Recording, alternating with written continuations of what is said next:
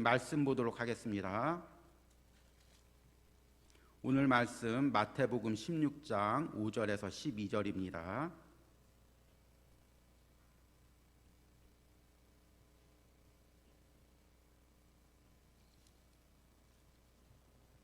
우리 교독으로 읽도록 하겠습니다. 제자들이 건너편으로 갈새 떡 가져가기를 잊었더니 예수께서 이르시되 삼가 바리새인과 사두개인들의 누룩을 주의하라 하시니 제자들이 서로 논의하여 이르되 우리가 떡을 가져오지 아니하였도다거늘 예수께서 아시고 이르시되 믿음이 작은 자들아 어찌 떡이 없으므로 서로 논의하느냐. 너희가 아직도 깨닫지 못하느냐. 떡 5개로 5,000명을 먹이고 주운 것이 몇 바구니며 떡 7개로 4,000명을 먹이고 주운 것이 몇 광줄이었는지를 기억하지 못하느냐. 어찌 내가 말한 것이 떡에 관함이 아닌 줄을 깨닫지 못하느냐. 오직 바리새인과 사두개인들의 누룩을 주의하라 하시니 그제서야 제자들이 떡의 누룩이 아니요 바리새인과 사두개인들의 교훈을 삼가라고 말씀하신 줄을 깨달으니라. 아멘. 우리 오늘 말씀의 제목은 세상의 누룩을 주의하라는 제목입니다. 수요 예배마다 마태복음을 통해서 쭉 예수님의 말씀을 전하고 있는데 특별히 이제 추석 연휴를 앞두고 말씀을 전하고 있습니다. 여러분, 이 추석 연휴 기간에는 항상 영적 싸움이 심합니다. 그래서 꼭 추석 연휴 때는 우리가 예배를 빠뜨리면 안 되고 주일 예배를 꼭 지켜야 되고, 또 오늘같이 이제 수요 예배가 앞에 있을 때는 이 예배를 통해서 여러분들이 영적으로 충전하고 깨어있고, 그래서 추석 연휴 기간 동안 여러분이 영적 싸움들에서 꼭 승리하시길 바랍니다. 제가 이 코로나 기간 동안 이제 9월 달부터 생명의 삶을 통해서 예레미야 말씀을 묵상을 했는데요. 참 이 예레미야 말씀을 통해서 많은 은혜를 받았습니다. 이 코로나 시대에 어떻게 이런 일이 있을 수가 있는가? 어떻게 예배를 드리지 못하는 상황이 생길 수가 있는가? 이 시대 교회는 어떻게 해야 되는가? 우리 그리스도인들은 어떻게 살아야 되는가?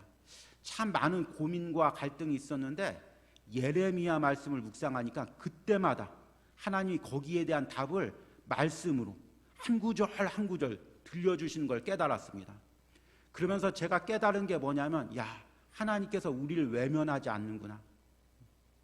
제가 이제 신앙생활을 해오면서 때로는 정말 어두운 골짜기에 빠지는 듯한 인생의 어려운 시기가 있었는데, 그때마다 꼭 혼자 기도하고 하나님께 간절히 기도하면 하나님께서 말씀으로 위로해 주시고 답을 알려주셨습니다. 내가 너에게 지금 이 고난을 주는 것은 너를 망하게 하려는 것이 아니라 이 연단의 기간을 통해서 너를 사용하고 다시금 회복시키려는 뜻이 있다. 계속해서 이런 말씀을 들려주시고 그 말씀의 위로로 넘어졌다가 일어나고 넘어졌다가 일어나고 그것을 반복하면서 여기까지 왔습니다. 그런데 한동안 그 은혜를 잊어버렸는데 9월 달 동안 예레미야 말씀을 묵상하면서 하나님께서 지금도 내게 말씀하시는구나. 지금도 나를 붙들어 주시구나. 그 은혜를 깨달았습니다. 여러분들에게도 마찬가지였을 것입니다. 각자의 삶에서 여러분들이 코로나 기간 동안 어두운 상황 가운데 있을 때 하나님께서 예레미야 말씀을 통해서, 때로는 주일에 전해지는 담임 목사님의 말씀을 통해서, 또 오늘 전해지는 이 수요 말씀을 통해서 하나님 위로하시고 세워주시고 일으켜주시는 은혜가 있을 줄 믿습니다. 특별히 마태복음 말씀을 묵상하면서 이 코로나 시기에 하나님께서 진정으로 우리 그리스도인들에게 원하는 것이 무엇인지를 깨닫습니다. 세상의 화려함을 쫓아가기보다 하나님 앞에 진실하고 정직하게 하나님 앞에 대면하길 원하는 그 은혜를 깨닫습니다. 여러분들이 오늘 말씀을 통해서도 그 은혜를 깨달으시기 바랍니다. 오늘 말씀을 보면 이제 바리새인들과 사두개인들이 또다시 언급됩니다. 지난주에 말씀 보니까 바리새인과 사두개인들이 이제 예수님 앞에 나와서 하늘로부터 오는 표적을 보여달라고 요청을 합니다. 그러니까 예수님께서 시대의 표적을 분별하라는 대답과 함께 내가 보여줄 것은 요나의 표적밖에 없다. 그렇게 대답을 하십니다. 그리고 나서 이제 그 장소가 벳세다였는데요. 벳세다를 떠나서 이제 다른 북쪽 마가단 지역으로 이제 이동합니다. 그 사두개인과 바리새인들과 논쟁하기보다 지금 예수님의 급한 건 뭐냐면 십자가를 앞두고 어떻게든지 제자들에게 이 십자가의 길이 어떤 의미인지, 그리고 그 십자가 길을 어떻게 따라야 될지를 가르치는 게 급하기 때문에 바리새인들과 사두개인들과 논쟁하기를 피하고 제자들만 데리고 마가단 지역으로 이제 가신 것입니다. 그리고 나서 이제 한적한 곳으로 가셔서 정말 이 의미를 알려줘야 되니까 오늘 6절 말씀 보니까 같이 한번 읽겠습니다. 오늘 6절 말씀. 예수께서 이르시되 삼가 바리새인과 사두개인들의 누룩을 주의하라 하시니. 아멘. 이 짧은 한 구절에 예수님께서 그 십자가의 길을 가려는 것, 바리새인과 사두개인의 그 세상의 길에서 외면하고 십자가의 길을 가려는 그 모든 것이 함축되어 있습니다. 그리고 너희들은 그 십자가의 길을 따라와야 될 것을 이야기하고 있는 것입니다. 굉장히 영적인 말씀이죠. 그런데 문제는 뭐냐면 그 영적인 말씀을 제자들이 깨닫지 못한다는 것입니다. 7절의 말씀 보니까 제자들이 서로 논의하여 이르되 우리가 떡을 가져오지 아니하였도다 하거늘. 지금 떡에 대해서, 먹는 떡에 대해서 이야기합니다. 지금 예수님은 영적인 타락에 관련된 누룩에 대해서 얘기하는데 제자들은 먹는 떡에 대해서 이야기하는 것입니다. 예수님은 영적인 걸 얘기하고 제자들은 육적인 걸 이야기하고. 왜 그럴까요? 이번 주일 말씀처럼 오로지 관심이 세상에만 있으니까, 먹는 거에만 있으니까. 그러니까 영적인 말씀을 해도 그 영적인 말씀을 이해하지 못하는 것입니다. 그러니까 예수님께서 안타까워서 8절에 믿음이 작은 자들아 어찌하여 떡이 없으므로 서로 논의하느냐. 너희가 아직도 깨닫지 못하느냐. 떡 5개로 5,000명을 먹이고 주은 것이 몇 바구니며 떡 7개로 4,000명을 먹이고 주은 것이 몇 광줄이었는지 기억하지 못하느냐. 예수님께서 할 수만 있다면 얼마든지 떡을 줄 수가 있습니다. 여러분들이 물질적으로 부족하면 예수님께서 얼마든지 물질로 부어줄 수가 있습니다. 그러면 왜 물질을 안 부어줄까요? 예수님의 관심은 우리가 잘 먹고 잘 살거나 그것에 관심 있는 것이 아닙니다. 이 물질을 주어서 내가 얼마나 영적으로 성장할 수 있는지, 또 이 물질이 없어서 이 고난을 당함으로써 이 고난 속에서 어떻게 영적으로 성장할 수 있는지, 그것을 보시고 우리에게 물질을 주시고 안 주시고 하시는 것입니다. 그러니까 예수님의 첫 번째 관심은 뭐냐면 영적인 것입니다. 어떻게든지 우리의 신앙을 성장시키고 어떻게든지 우리에게 천국 상급을 누리게 하려고 모든 것이 영적인 것입니다. 그런데 우리는 항상 육적인 것이 먼저입니다. 배고픈 게 먼저고 물질이 먼저고. 그러니까 예수님의 영적인 말씀을 이해하지 못하는 것입니다. 그러니까 우리가 이 육적에 대한 것에 집착을 깨트려야 성경 말씀이 보이고 예수님의 말씀이 들리는 것입니다. 그렇다면 오늘 말씀에 이야기하는 그 바리새인들과 사두개인의 누룩이란 어떤 의미일까요? 이 누룩이라는 것은 이제 효묘로서 그 적은 양을 가지고 그 빵의 반죽들 갖다가 커다랗게 부풀려서 먹음직스럽기도 하고 양도 많게 하는 아주 작지만 효과가 있는 것입니다. 그래서 성경에서는 이 누룩에 대한 비유가 구약에서부터 신약까지 전반에 걸쳐 있는데 크게 긍정적인 의미와 부정적인 의미로 쓰입니다. 긍정적인 의미는 마태복음 13장 33절에 나와 있습니다. 저희 화면에 나와 있으니까 화면으로 한번 보시기 바랍니다. 같이 한번 읽어보겠습니다. 또 비유로 말씀하시되 천국은 마치 여자가 가루 서말 속에 갖다 넣어 전부 부풀게 한 누룩과 같으니라. 그러니까 지금 여기서는 누룩을 어디에 비유하냐면 천국이 확장되는 것. 천국은 작게 시작되지만 참고로 여기서 천국이라는 것은 앞으로 올 미래 천국, 미림 천국이 아니라 이 땅에서 펼쳐지는 천국, 현림 천국이라고 하죠. 현재 예수님의 복음 이후로부터 점점 확장되는 그 천국, 그것을 이야기합니다. 작은 복음의 씨앗이 하나 떨어졌지만 능력 있고 확장력이 있어서 전 세계 그 복음이 퍼져나가고 세계 곳곳에 교회들이 세워지는 그 역사를 지금 누룩에 비유해서 이야기하는 것입니다. 그런데 부정적인 의미도 쓰입니다. 출애굽기 12장 15절 말씀 보니까 같이 한번 읽습니다. 너희는 이레 동안 무교병을 먹을지니 그 첫날에 누룩을 너희 집에서 제하라. 무릇 첫날에부터 7째 날까지 유교병을 먹는 자는 이스라엘에서 끊어지리라. 이스라엘 백성들이 출애굽할 때 하나님께서 철저하게 누룩을 제거해버리라고 합니다. 그것이 단순히 누룩을 의미하는 것이 아니라 애굽에서 묻어온 죄악을, 세상에서 묻어온 죄악을 철저하게 끊어버리라는 것입니다. 왜냐하면 죄악은 작은 양을 가지고도 파급력이 있고 사람을 변질시키고 공동체를 변질시키고 민족을 변질시키기 때문입니다. 또 레위기 2장 11절 보니까 하나님 앞에 제사를 드릴 때 누룩을 제거해버리라고 이야기합니다. 같이 한번 읽습니다. 너희가 여호와께 드리는 모든 소제물에서 누룩을 넣지 말라. 너희가 누룩이나 꿀을 여호와께 화제로 드려 사르지 못할지니라. 아멘. 하나님께 드려야 될 때는 누룩을 제거해야 된다는 것입니다. 죄된 요소를 제거해야 된다는 것입니다. 우리들도 하나님의 자녀로 우리 삶을 하나님께 드리고 예배로 하나님께 드릴 때 우리 안에 있는 누룩들, 죄들을 제거해버려야 된다는 것입니다. 이처럼 누룩은 작은 양을 가지고도 아주 파급력 있고 그 대상을 갖다가 순식간에 변질시켜버리는 그런 능력 있는 그런 대상을 비유로 설명을 합니다. 그런데 이 성경에서는 주로 이 누룩이 이제 이 안 좋은 의미, 죄성의 인간 안에 있는 죄성의 의미로 많이 표현됩니다. 아담과 하와의 타락 이후에 우리 안에는 이제 죄가 존재하고 있습니다. 그리고 이 죄가 교묘하게 숨어 있다가 시대마다 상황에 따라서 아주 다르게 변질되어서 나타납니다. 에덴 동산에서는 아담과 하와가 선악과를 따먹는 죄로, 출애굽할 때는 금송아지를 섬기는 죄로, 가나안 땅에 도착해서는 바알과 아세라를 섬기는 죄로, 이게 죄가 우리 안에 있다가 시대를 따라서 상황을 따라서 아주 교묘하게 변질되면서 여러 가지 모양으로 나타납니다. 그런데 공통점은 뭐냐면 그게 다 죄의 영향력이라는 것입니다. 그리고 예수님께서 이스라엘 땅에 오셨을 때 그 바리새인과 사두개인 안에 있었던 죄성은 뭐냐면 외식하는 것.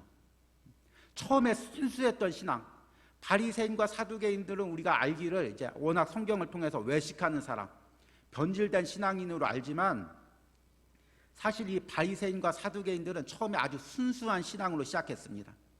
그래서 이스라엘 백성들이 하나님을 잘못 섬겨서 바벨론으로 포로로 끌려가서 어려움을 당하고 다시금 돌아오자, 야, 우리가 이게 포로로 끌려가고 어려움을 당하는 것은 하나님 말씀을 잘 안 섬겼기 때문이다. 이제부터 진짜 하나님의 말씀을 잘 섬기자. 거기에 앞장선 사람들이 바리새인인 것입니다. 그리고 나서 하나님의 말씀을 잘 지켜야 되니까 안 지키면 우리 민족이 다시 포로로 끌려가니까 무엇을 하겠습니까? 하나님의 말씀을 가르치는 것입니다. 이 말씀을 지켜야 된다. 가르치기만 해서는 안 되죠. 누구 권사님, 누구 집사님 하나님 말씀 안 지키는지 철저하게 조사를 해야죠. 그래서 안 지키면 이거 지금 안 지켜서 큰일 납니다. 이렇게 안 지켰다가는 우리 다시금 바벨론으로 포로로 끌려갑니다. 철저하게 말씀을 가르치고 말씀대로 지키는지 안 지키는지 감시한 사람들이 바리새인이었던 것입니다. 그런데 이렇게 자꾸 가르치다 보니까 사람들을 감시하다 보니까 자꾸 나를 보는 게 아니라 말씀을 가지고 지금 나를 봐야 되는데 계속 말씀을 가지고 누구 권사님 말씀 어겼나? 누구 집사님 말씀을 어겼나? 그것만 보고 있으니까 어떻게 되겠습니까? 당연히 남의 신앙을 판단하는 신앙으로 변질되는 것입니다. 그리고 내 안에 있는 죄성은 점점 가둬두는 것입니다.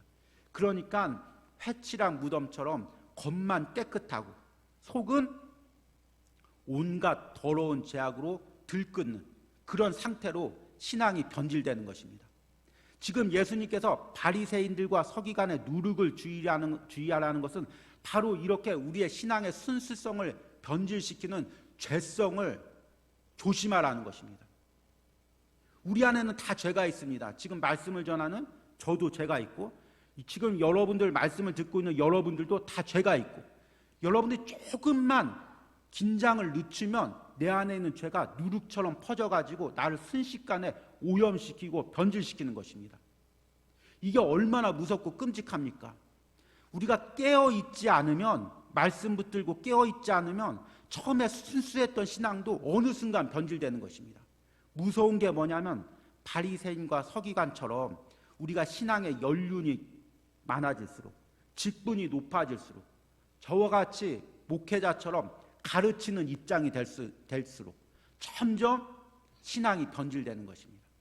그러기에 우리가 신앙이 성장하면 성장할수록, 직분을 받으면 받을수록 깨어서 내 안의 죄성을 들여다보지 않으면 어느 순간 지금 나도 변질될 수밖에 없는 것입니다. 여러분, 이 말씀을 지금 이렇게 전하고 있지만 이 말씀이 지금 너무나 무섭고 심각한 말씀입니다. 지금 예수님의 입장에서 한번 생각해 보십시오. 예수님께서는 이제 자신의 몸을 십자가에 내놓고 이제 철저하게 물과 피를 흘리고 그 피를 통하여, 보혈을 통하여 온 인류를 구원하려고 합니다. 그러면 그 십자가의 복음을 받고 전할 사람이 누구냐면 제자들인 것입니다. 그래서 이제 제자들은 어부 출신이다가 정말 배운 것 없는 어부 출신이고 미천한 신분이었다가 그들이 이제 세계 각지에 흩어져서 예수님의 십자가의 복음을 전해야 됩니다. 어부 출신이었다가 아무것도 가진 거 없다가 대우도 못 받다가 이제 복음을 전하는 것입니다. 그러면은 그 복음이 영향력이 있어서 많은 사람들에게 섬김을 받고 많은 사람들이 따를 거 아닙니까? 그러면 제자들도 어떻게 되겠습니까? 변질되겠죠. 그럼 변질되면 제자들이 전하는 복음이 어떻게 되겠습니까? 당연히 변질되겠죠. 지금 예수님은 단순히 지금 이 바리새인들과 사두개인들의 그 누룩을 얘기하는 것이 아니라 지금 이 제자들이 앞으로 나가서 사명 감당해야 되는데 변질되지 않도록 바리새인들과 사두개인들의 누룩을 주의하라는 것입니다. 주의하라는 것은 경계하라는 것입니다. 내가 죄에 오염되지 않도록, 내가 죄에 변질되지 않도록 끊임없이 내 자신을 살피고 영적으로 깨어서 싸우라는 것입니다. 이것이 제자들에게만 들려주는 말씀이 아닙니다. 지금 이 자리에 있는 여러분들에게 지금 하나님께서 말씀으로 들려주시는 것입니다. 여러분, 우리가 변질되면 안 됩니다. 그러면 때로는 우리가 나이가 들 수가 있고 건강을 잃을 수도 있고 물질을 잃을 수도 있고 여러 가지 삶의 습관이나 태도가 바뀔 수가 있습니다. 그러나 처음 내가 받았던 그 신앙의 순수함, 그 하나님 앞에 그 진실하게 예배드리던 마음, 그것만은 절대로 변하면 안 됩니다. 그런데 그게 가만히 있으면 되는 게 아니라 내가 몸부림치고 싸우지 않는 이상은 그 변함에서 내 신앙을 지킬 수가 없다는 것입니다. 여러분, 이걸 깨닫습니까? 이걸 아주 심장 깊숙한 곳에서 내가 몸부림치지 않으면 변할 수밖에 없구나. 그거를 여러분들이 매 순간 깨달아야 됩니다. 저는 제가 목회자로서 말씀을 전하고 이렇게 감당하는데 가만히 있으면 내 자신이 변해가는 것을 내가 느낍니다. 그냥 가만히 있으면 하루하루 변해가는 내 자신을 느끼고 내가 왜 이렇게 변화가지? 내가 왜 이렇게 순수해지지가 못해지지? 내가 왜 이렇게 진실해지지가 못하지? 내가 왜 이렇게 사람 바라보지? 세상 바라보지? 나도 모르는 사이에 점점 변해갑니다. 그러면은 성전에서 무릎 꿇고 기도하면서 몸부림치면서 싸우면 조금 돌아오고 그러다가 바쁘게 주의를 하다가 어느 순간 기도를 놓치면 어느 순간 내가 확 변해 있고, 이게 제 얘기뿐만 아닙니다. 지금 여기 앉아있는 여러분들 이야기입니다. 특별히 코로나 시대 때 예배하기가 얼마나 힘듭니까? 기도하기가 얼마나 힘드니까. 그러니까 신앙인들이 점점 변질되고 신앙을 잃어가고 믿음의 순수성을 잃어가고 있는 것입니다. 깨어서 싸워야 됩니다, 여러분. 깨워서 싸우지 않은 이상 우리의 믿음의 순수성을 지킬 수가 없는 것입니다. 이 부분을 바울은 로마서 7장 8절에서 11절에 이렇게 이야기합니다.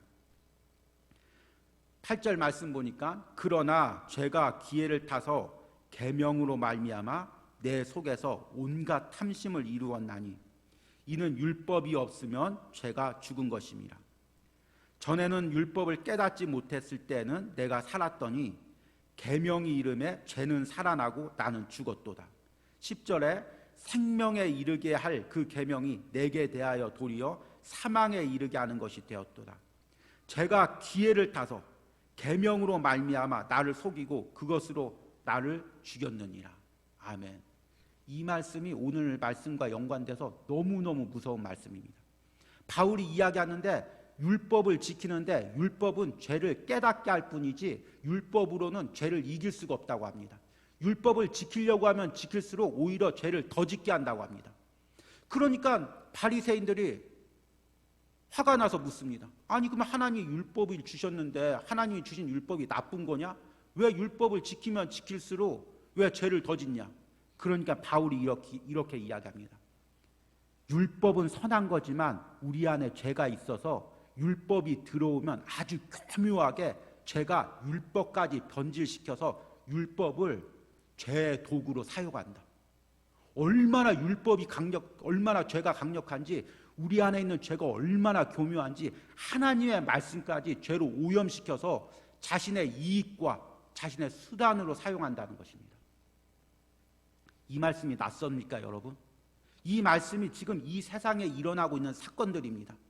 많은 주의 종들이, 많은 그리스도인들이 하나님의 말씀을 들었는데, 신앙을 가졌는데 오히려 그 신앙을 변질시켜서 자신의 이익과 자신의 성공으로 사용하고 있는, 그 안에 있는 죄가 얼마나 강력하게 역사하는지 하나님의 말씀까지 변질시키는, 신앙까지 변질시키는 그런 놀라운 그런 죄성을 경험하고 있는 것입니다.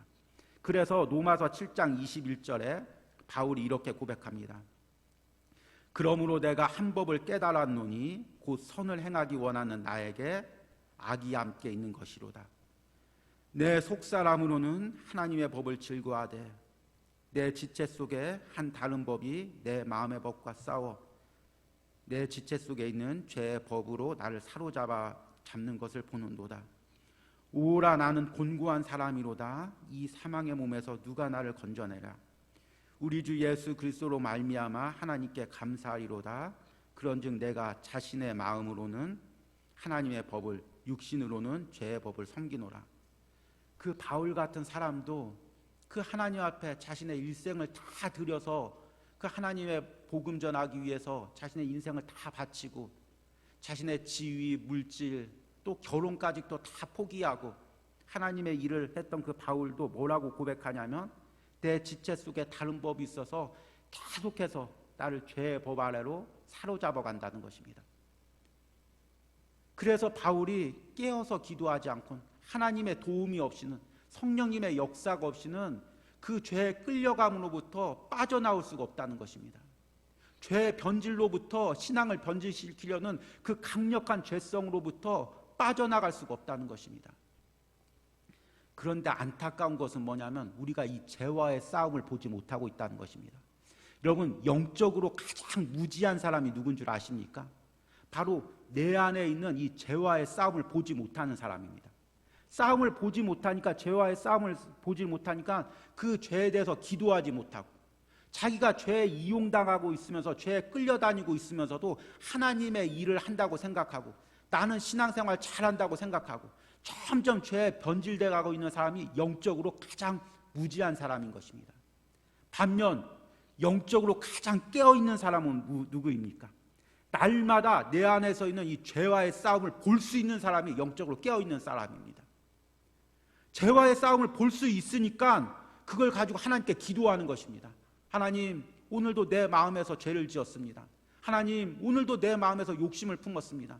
하나님, 오늘도 내 마음에서 하나님의 말씀을 가지고 주의 일을 하면서 나를 높이려는 도구로 삼았습니다.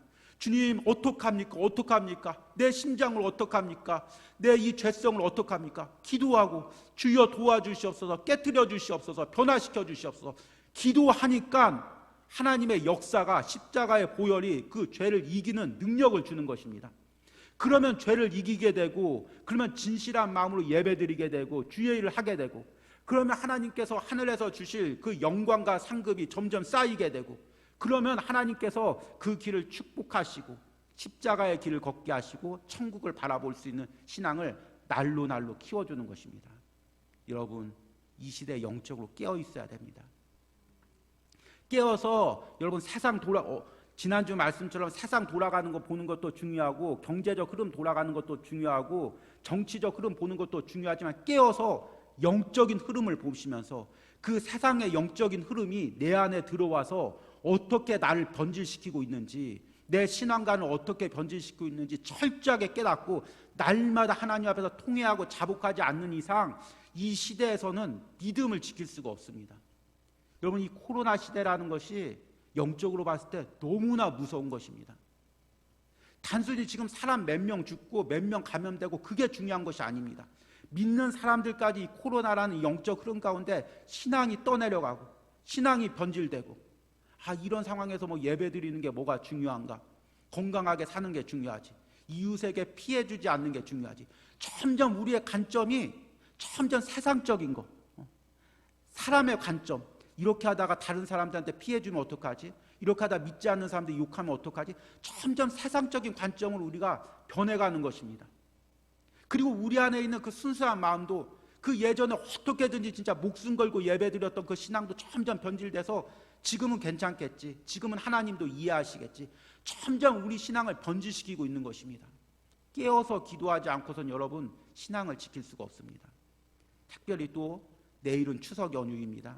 우리가 추석 연휴 기간 동안 믿지 않는 친척들 만나면 무슨 얘기 듣습니까? 다 세상 얘기 듣습니다. 특별히 아마 안 만나시는 분들이 오히려 은혜일 것 같습니다. 아마 만나면 코로나 통해서 교회 욕들 엄청 할 것입니다. 믿는 사람들 욕들 엄청 할 것입니다. 그러다 보면 우리 마음이 얼마나 상하겠습니까, 여러분? 그러니까 지금부터 깨어서 기도해야 됩니다. 이 저녁에는 깨어서 기도해야 됩니다. 말씀을 듣는 여러분들이나 또 영상 설교를 듣는 여러분들이나 어느 자리에 있든 깨어서 기도하시길 바랍니다. 특별히 이 저녁에 깨어서 기도하시는 은혜가 있길 바랍니다. 그래서 여러분들이 영적으로 깨어서 이 코로나 시대를 이기고 또 이 추석 연휴 기간 동안 은혜로 승리하시길 바랍니다. 하나님 아버지, 예수님께서 정말 안타까운 마음으로 제자들에게 바리새인들과 사두개인들의 누룩을 주의하라고 말씀하십니다. 이 말씀이 단지 제자들에게 하는 말씀이 아니라 지금 이 시대를 사는 우리들에게 하시는 말씀인 줄 믿습니다. 세상에 의해서, 세상의 가치관에 의해서, 또 내 안에 있는 죄성에 의해서 내 신앙이 변질되지 않도록 깨어서 기도할 수 있는 은혜를 허락하여 주시옵소서. 하나님, 그동안 영적으로 내가 무지해서 죄에 끌려다니면서도, 죄가 내 신앙을 변질시키면서도 그것을 깨닫지 못하고 그냥 흘러가는 대로 두었던 나의 무지함을, 연약함을 회개합니다. 주님, 오늘 이 순간부터라도 깨어서 기도하며 영적으로 싸우게 하시고 내 신앙이 변질되지 않도록 몸부림칠 수 있는 은혜가 있게 하여 주시옵소서. 이 코로나 기간 동안 믿음 지키게 하시고 추석 연휴 기간 동안 믿음으로 승리하게 하시고, 하나님, 이 코로나로 인해서, 상황으로 인해서, 핍박으로 인해서 교회와 예배가 흔들리지 않도록 지켜주시는 은혜가 있기를 간절히 소망합니다. 예수님의 이름으로 기도했습니다. 아멘.